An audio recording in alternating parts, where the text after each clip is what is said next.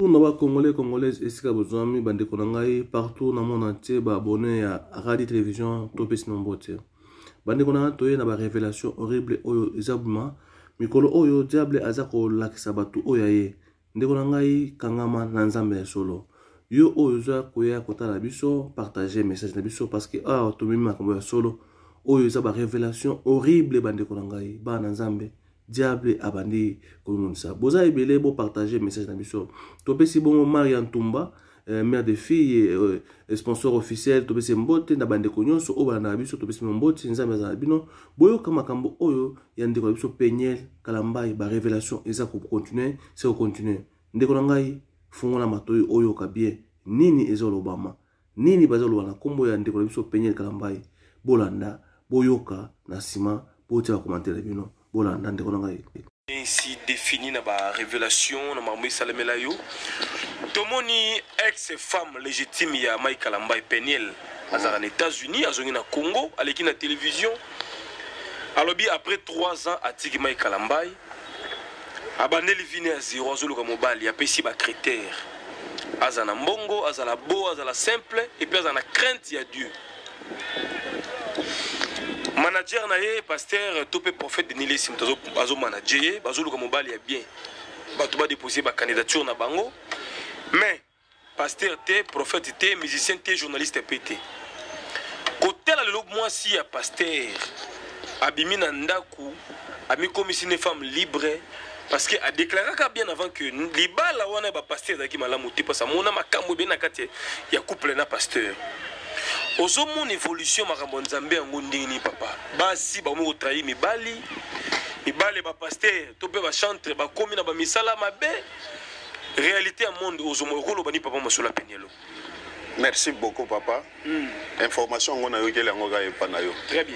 Je connais zo répondre lokola serviteur de Dieu. OK. Nazo répondre te lokola mobali na soutenir pasteur Mike ou soit lokola yaya moko bo soutenir de ngona ya mwasi.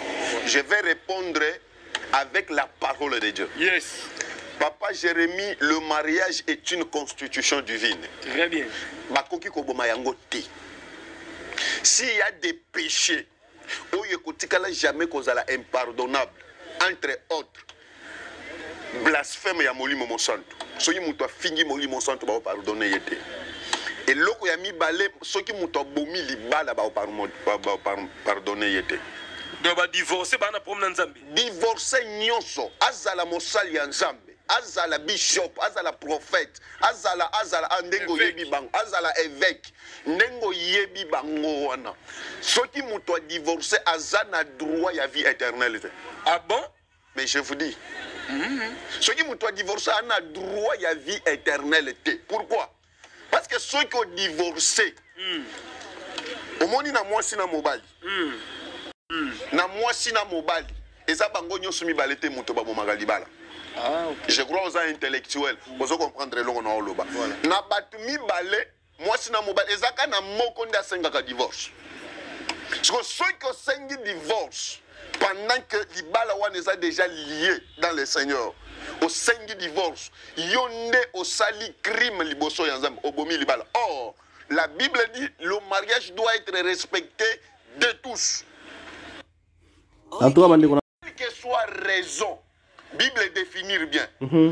Libale koki koboma kaka et kokufa kaka pona infidélité. Est-ce que sœur ni pasteur Mike ni sœur comme on a Peniel. Est-ce que sœur akuta ki pasteur Mike na infidélité? Je ne sais pas. Est-ce que frère Mike akuta sœur Peniel na infidélité? Je ne sais pas. Bango moko baza na réponse et puis nzambe ye moko ayebi. Soki moko na bango asengi divorce aza mwana ya perdiction esili toko kobeta pe lisolo lokola asengi divorce Peniel akoki soki ezaki Peniel ndi asengi divorce aboyi na ye yende asenga divorce aboyi na ye et puis alingi sous pasteur te na fini. OK abala te après c'est d'abord critère. Non, papa, selon la Bible, abalate. On a 26 ans. Abalate atikala bongo, azela mokoloma ikalamba ya kokufa nda abala. Selon la Bible. Selon la Bible. Mukuna kuta asala mariage 2 fois. Mais viens à Pengwat.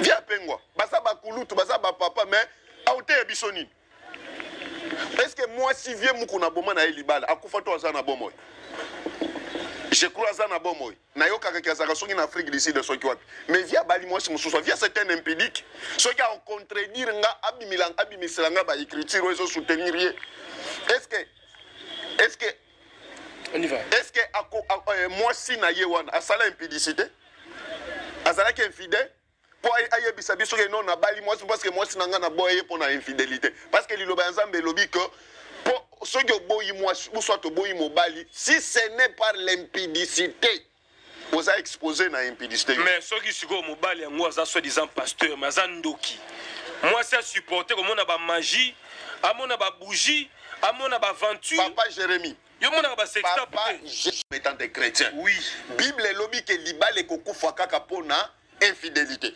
ata moni ba kisi ata omoni ye na kisi vanda ata moi non mais c'est la Bible on est vu qu'une seule fois écoutez totanga dans le verset moko toko tanga verset allez-y papa Matthieu chapitre 19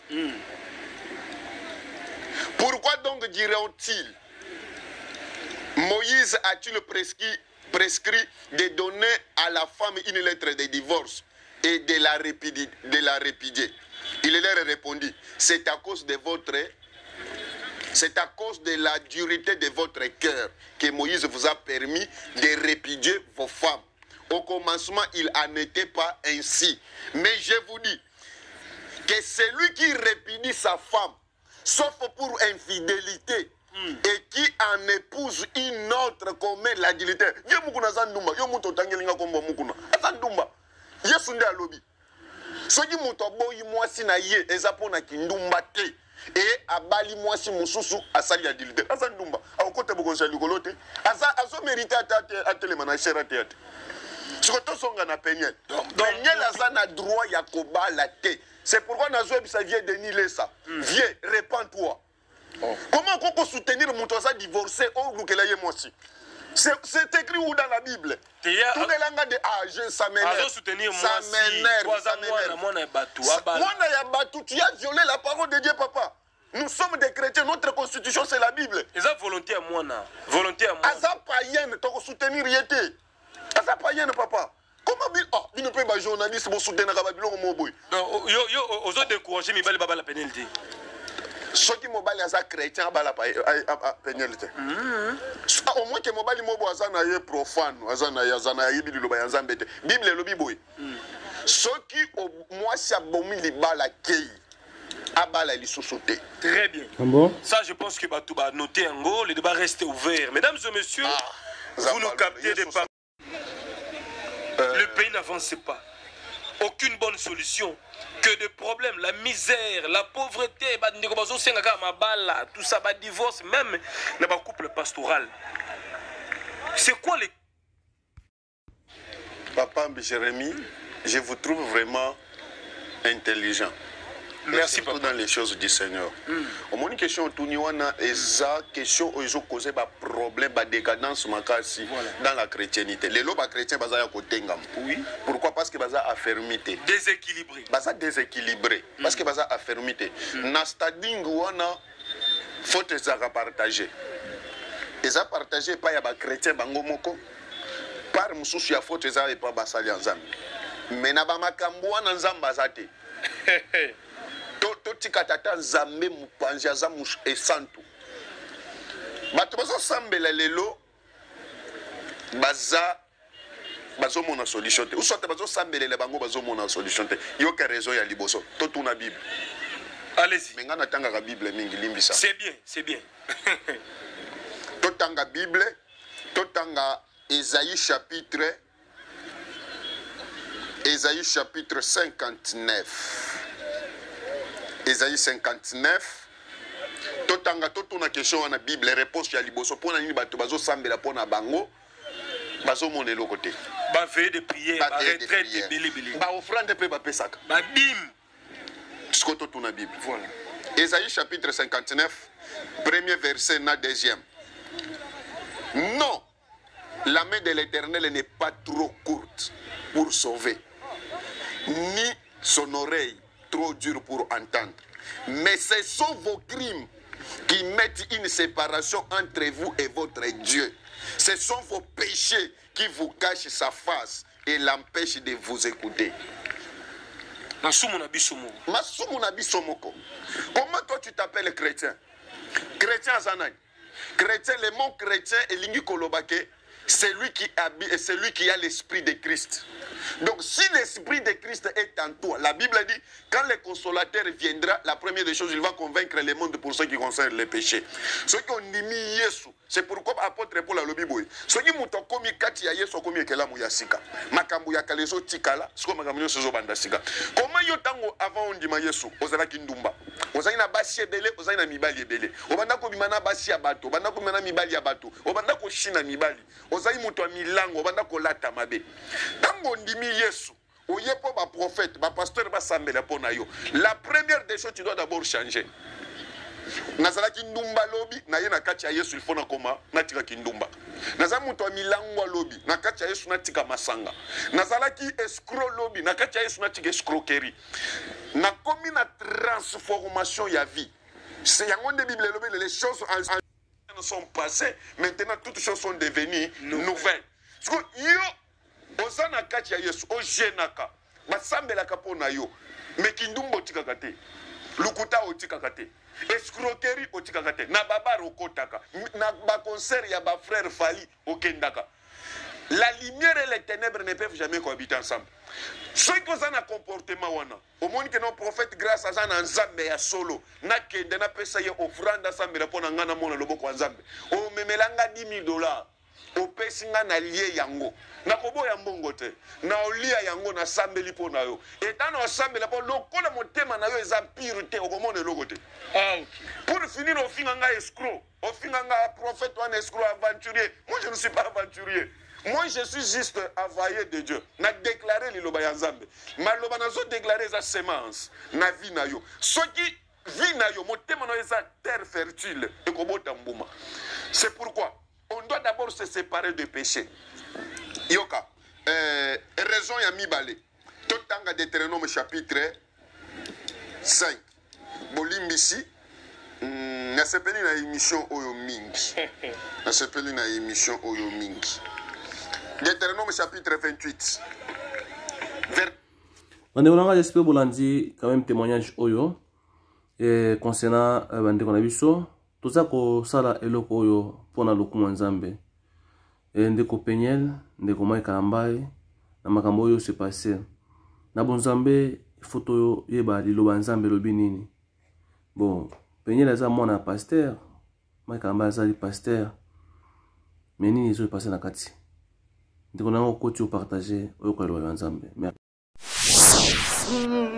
C'est-à-dire, ma fan tout, vous s'abonnez, et Radi TV. Kabina kata YouTube, Radi TV ne masolo. Kala mingi te bo sentir ma date na ngoza na kati wana, ma pièce na kati wana, ma vrai. L'émission qui TikTok est en kati wana. C'est-à-dire, merci na ba yanga yo ba soutenir papi makama fils na bango. Mationa, c'est-à-dire Nzuzi Tiona, moi c'est Pembe, Nzuzi Tiona, moi c'est la Pembe, c'est-à-dire la petite Kenzo, moi si Nagati Yabashi Zarayo, et c'est-à-dire Judith Ekete, qui tourne ma casse, la botanité, c'est-à-dire Mireille. C'est-à-dire Mireille Mango MM, c'est-à-dire que tout makasi baïwanande ba ngai, c'est-à-dire ba o tu bani ba kota ba sitenda ngai bayaka baza ba moko na ba baza esika mo na baye ngai sala ngaja MM, c'est-à-dire bon s'abonner massivement Radi TV nde masolo toliani les soso